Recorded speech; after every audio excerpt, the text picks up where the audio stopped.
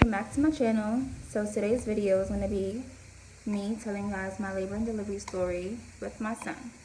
I did my daughter's labor and delivery story, so I thought why not do my son's as well. So we're going to get right into this video. Okay, so before I tell you guys the labor and delivery story, I thought I would tell you a little backstory. So when I was around 36 weeks pregnant with my son, I had to get an ultrasound. So during the ultrasound, the nurses looked concerned. So they made me see the doctor after I got the ultrasound.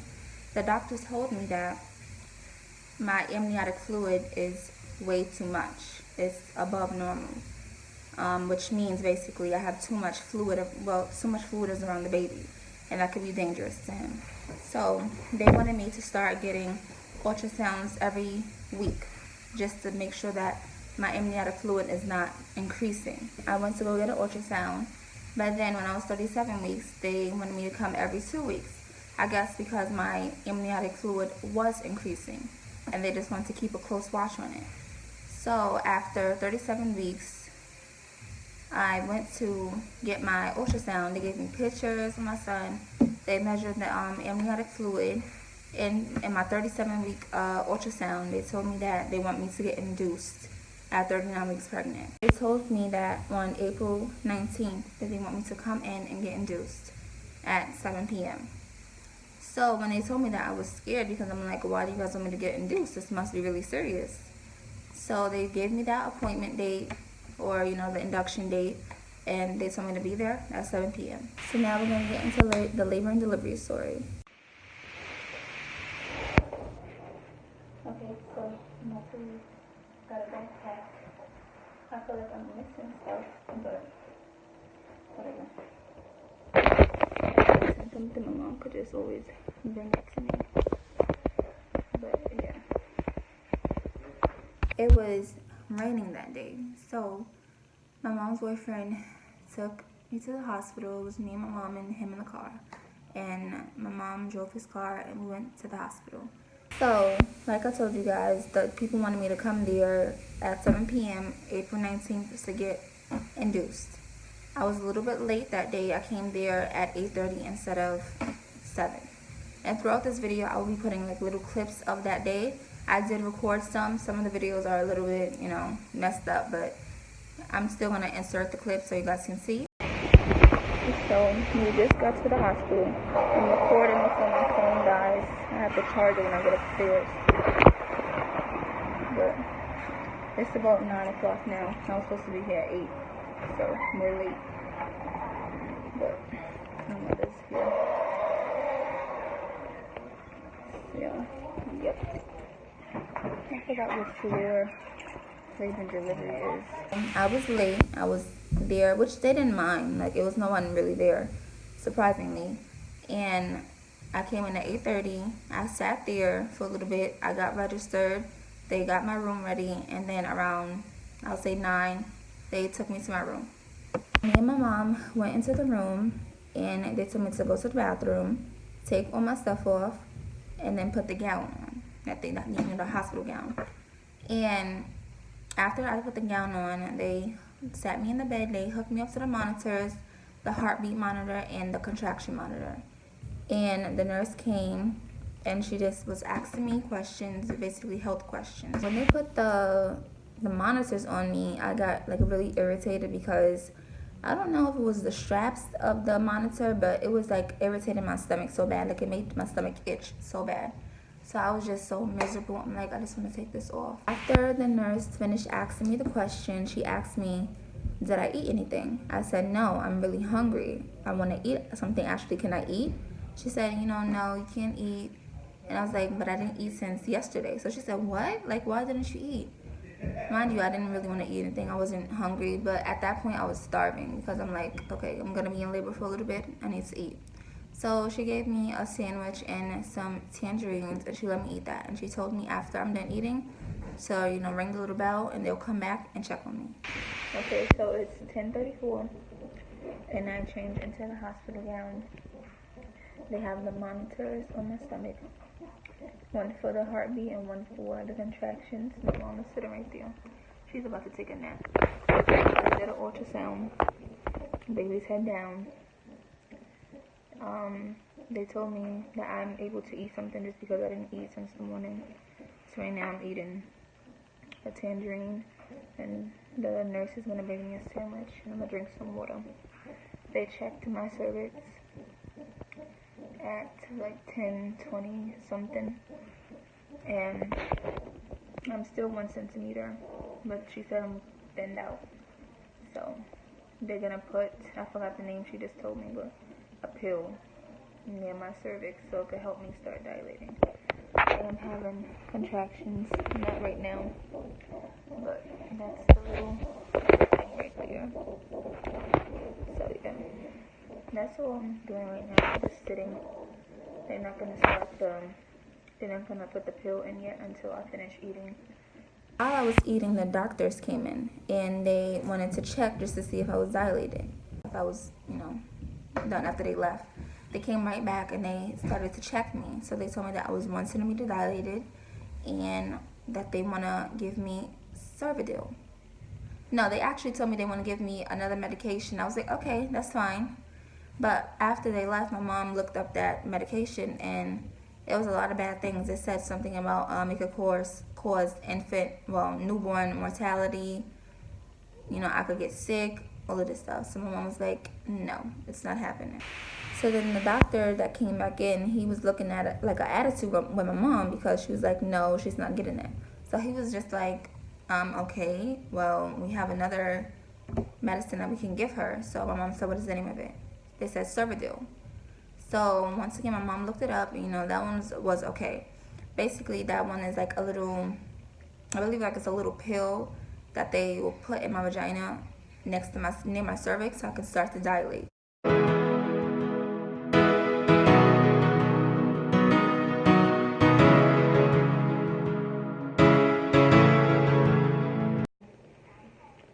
It is 11:23.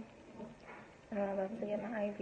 I just finished the sandwich and the cookies that the lady gave me, that the nurse gave me, my mom. And it's 11. They did that around 10 something, 10:30, 11. So they told me that they didn't want to start the Cervidil until 2 a.m.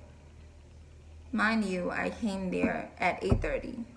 They told me this around 10, and they told me now I have to wait for the Cervidil until 2. They wanted just to see, because I was 1 centimeter, they wanted to see if I would start progressing by myself. So at 11:45, I got my IV. So before she did my IV, she said that they're not going to start nothing until 2 a.m. and it's only 11:57. So yeah, they said since I'm having contractions, they want to see if it's going to do anything. Me and my mom just sat there. She fell asleep because she was tired. I ended up just watching movies on my phone, YouTube, and I ended up falling asleep. So at 2, that's when the doctors came in. She checked me. She said I was still at 1 centimeter, and now we're going to start the Cervidil. So they put the Cervidil in my vagina and near my cervix, and they told me that in 9 hours they will come back and check. They said 12 hours they will come back and check. So basically, I just had to wait 12 hours just to see if the Cervidil would do anything. After they gave me the Cervidil, I noticed I started to feel a little bit of contractions. It was slow at this point. It was okay. It wasn't that bad. It was bearable. I can handle it. So around 8:30 a.m. or 9 o'clock, my mom had to leave. She had to go back home. My daughter was home, my grandmother was home, and my little sister was home. So my mom had to leave and, go check on the kids and everything. Even though my grandmother was there, she wanted to go check on them herself. So after she left, I was there, by myself, and I was contracting by myself. Around that time, it started to get really bad. I called my aunt on the phone, and I was almost in tears because it was starting to pick up.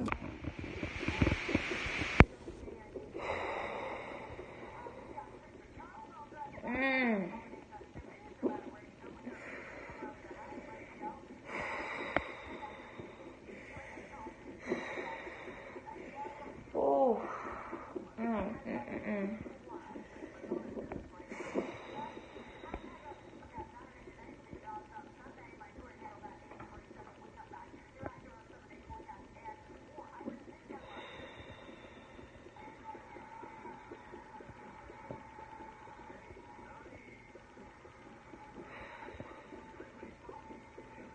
Okay, so at this point, I was contracting, and I asked the lady, am I able to sit in the chair? So she said, yes, that's fine. I can sit in the chair. And at this point, it was starting to get really bad. That tears started coming down my face. And the lady came in the room, and she was just like, do you want some type of pain medication? I said, yes. So the pain medication she gave me, it was through my IV, and it was called, I believe, Nubine or Nubane. They gave me that medication. She told me that it would make me feel like drowsy, tired, and it did. And it took away all the pain that I was feeling. So I asked the nurse, can she turn off the light, because the medication, it made me feel like tired, like she said it would. And also, when she first did it, it made me feel high. So I wanted the lights to be off so I can try to go to sleep. So the light is off, but I'm still gonna do an update. Right now it's 10:30. One of the nurses came and checked me at like 9. I said 9. At like 10:20. And I'm still 1 centimeter. And the pain got so bad that tears started falling from my eyes. And I asked for pain medication for my IV. So they gave me Nubane, and that medication is also good.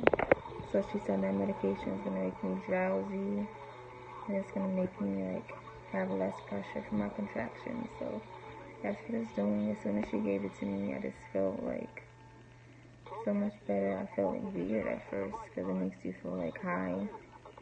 So I just feel tired, high. So I'm probably gonna try to take a nap. She also gave me like a I don't know if you can see. It's like a big purple ball that puts between my legs. So my leg is like up. She said that will help like stretch and open my pelvis. So I'm gonna try to take a nap. That medication, it lasted for about 2 hours, I would say. I got to sleep for about 2 hours. So at this time, I believe maybe it's around 12, maybe 1. And after the medication started to wear off, maybe around 2. When it wore off, the doctor said that they would be coming in shortly to check me, to just to see if the Sovidil made me start to dilate even more. So they checked me, and I was still at a 1, I believe, or just went to a 2. So after they said that I was still at least 1 centimeter dilated, they told me that they want to start me on Pitocin.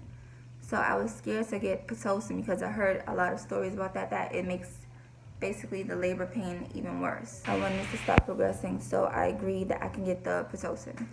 So basically 30 minutes later, they started to give me the Pitocin, and right away the contractions started to pick up, and I was in pain. And the nurses, it seemed like every time I had contractions, that's when the nurses wanted to touch me, and I just like, no, like, don't touch me, like, I don't want to be touched right now. Looking back on it, I wasn't mean to them, but I just was like, don't touch me, like, and they understood. I'm sure a lot of pregnant moms, do that. So basically, I started contracting, and fast forward to around 4 p.m. So at 4 p.m., I believe my mom came back at that time, and she could see how much pain I was in. So at around 5 o'clock, the nurse came back and she checked me. She told me that the Pitocin made me progress to 6 centimeters. So they told me that at that time they could break my water. And they broke my water. It hurt so bad. I did not like that. I was screaming when they did it. And after that, basically, like I told you guys in the beginning, the reason I was getting induced was because I had a lot of amniotic fluid. So once they broke my water, oh my goodness, I'm not even being dramatic right now. Everything was like, it was too much, I swear. Basically, it was so much that once they broke my water, it filled the whole entire bed up that I was laying on. So they told me to get up, like to get out the bed, to stand up, and so they could change the mat, the sheets, everything. So once I stood up, basically if I'm standing up, it's gonna come down even more. So basically it started to spill all over the floor. It started spilling off the bed. The stuff that I got on the bed already started to spill off the bed. So it was just liquid everywhere. And they were so nice about it. Like, they just cleaned up everything. Like I said, all the water started gushing down. It was so much. It was like a puddle on the bed, a puddle right under the bed, a puddle where I was standing. It was just a lot. So they cleaned it up for me. They told me that I could lay back on the bed, and they gave me like it's like it's not a pad, but it's basically something I could put right there, so it will stop the gushing for now. So after they broke my water, I was expecting the contractions to get worse, and it did. So it started to get really bad. The tears was rolling down my face. My mom felt so bad for me. I was just basically over it. Like, I was just basically about to I had my bonnet on my head, and I was basically about to pull it off my head. I'm just like, no, like, I cannot, like, it's just too much. And basically this labor was much worse than my daughter. My daughter, it was just like the contractions, you know, pushed her out, cool. This one is just like contractions, the water leaking out. It was just too much. Like, I started to get hot. I'm just like, I cannot breathe. I have asthma, you guys. So I was just like, I can't breathe. I need to put the mask on my face because I can't breathe. I feel like I'm about to pass out. That's what I told them. Oh my god, oh my god, oh my god. Oh. Oh. Oh. That's a question. So they gave me the mask. They let the oxygen, you know, go through the mask or whatever. It started to make my breathing better, but the contraction just got worse. And I'm just like, fuck, like, I cannot, like, it's just getting too bad. Like, I can't deal with it. Like, no. They asked me, do I want the epidural? I said, you know, no, I don't want it right now. I'm gonna try to, you know, stick it out. I'm gonna try to go naturally like I did with my daughter. Around 8 o'clock, it started to get really bad. So I asked, can I have the pain medication that they gave me through the IV? So they told me that no, I can't get it right now. Around 8:45, then I can get it again. So I'm like, it's 8 o'clock right now. Like, I gotta wait 45 minutes. So then the lady checked me. She told me that I was around 8 centimeters. So once they broke my water, I started to dilate quickly. So after they told me that I can't get the medication, I'm like, okay, I have to wait 45 minutes. So I was just in so much pain. I was crying. The nurse, she was so sweet, and I feel so bad that I did this to her. Like, she touched me. She did like this, and I said, please don't touch me right now. Like, I'm in pain. I don't want to be touched right now. She said, okay, but you know, and she's still touching me. I'm like, so I pushed her, and I said, don't touch me. Like, I feel so bad for doing that, but that's what I did. And they told me that I can't get the pain medication. They told me that around 8:45 that I can get it. And she told me that that's if I would even make it that long, meaning I will probably give birth before I get the pain medication. Okay, I'm making this update for my daughter. It's 8:05 and she's now 7 centimeters. So the pain is really increasing. It's getting real bad, and he's pushing down. So he's gonna be here soon. This Pitocin is kicking in fast. So she's here. She's just trying to remain calm and get through each contraction. And I'm trying to do my best to coach her through it. So he'll be here soon. Next update, he'll probably be on his way, coming out or close to it.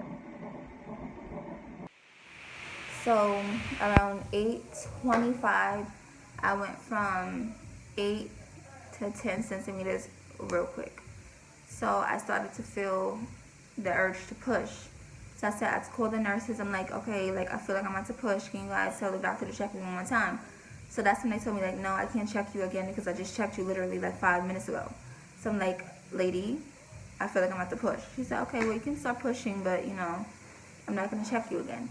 So then I started to scream, like, not screaming at her, but I started to scream because I felt my son's head coming all the way down, and it was hurting. So I started screaming. Said, you know, since you're screaming like this, I'm going to check you.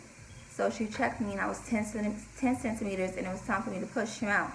So that's when all the nurses and the doctor ran into the room. They got their stuff set up that they needed for my son.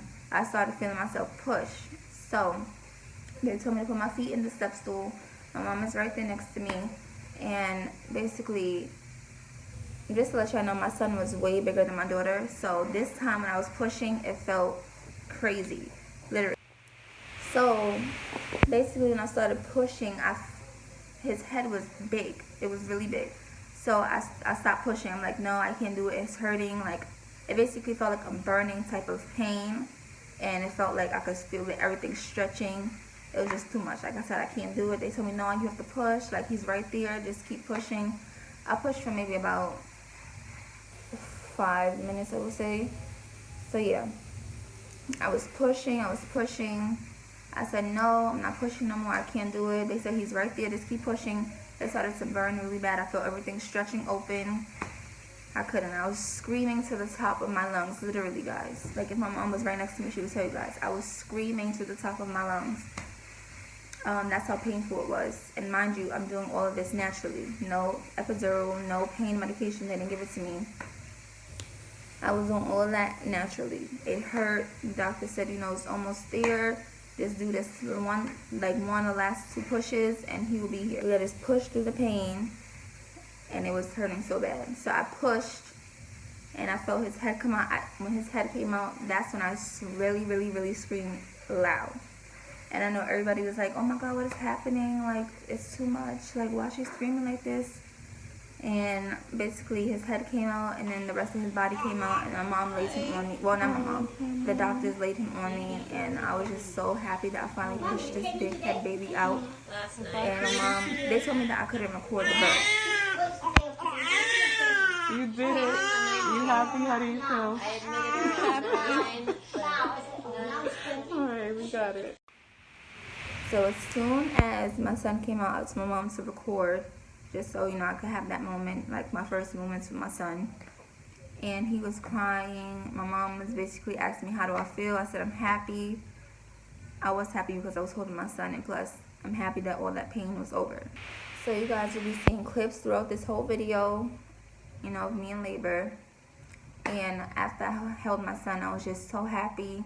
I finally got to see the little boy that was putting me through pain my whole pregnancy. After I gave birth to my son, they told me that I did have a tear. They told me it wasn't that bad. So basically, I already knew what this part would feel like because I already got this part with my daughter. So basically, they put the needle, like I told you, in you know, the space in between the vagina and the butt, basically. And they put the needle right there so that could numb me. And then they started to stitch everything up. It didn't really hurt, like I said before. In my daughter's labor and delivery story, it just feels like tugging. And after that, they just basically sewed me up and, you know, said congratulations to me. The lady that was there the night before, she was just like, wow, you just now having a baby? I said, yeah. So it took a long time. I was in labor for about 20 hours. And with my daughter, I was in labor for 9. See, that's really it. After that, they just let my son lay on me for a little bit. They did skin, well, me and my son did skin to skin for about 20 minutes. I held him while I was eating my food, and then they told me that they have to go take my son to do like a little bit of testing or whatever, so they had to take my son. I was sad about that, but they had to do that just to make sure everything was good with him. Yeah guys, this was my labor and delivery story with my son. I hope you guys enjoyed this video. If you did, don't forget to comment, like, and subscribe. And I'll see you in my next video. Bye.